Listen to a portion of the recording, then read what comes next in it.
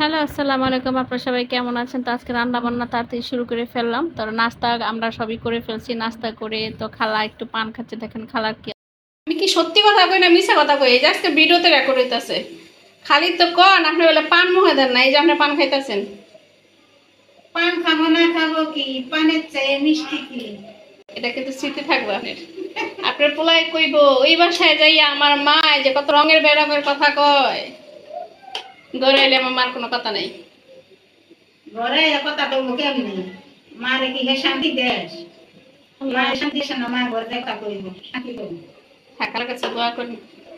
কালকে তো লাগছিলাম। দেখেন সারাদিন কাজ করে দেওয়ার পরও ছেলেদের সাথে তার কোনো সম্পর্ক তেমন একটা ভালো না। আমার কাছে আসলে সে হাসি মুখে থাকে থাকে আমি আপনাদের প্রতিদিনই দেখাই। তো যাই হোক, এই যে খালা পান খেয়ে খালা কাপড় ধুচ্ছে আর আমি এখন জাম ভর্তা খাচ্ছি। তো খালাকে জিজ্ঞেস করলাম, খালা খাবে না?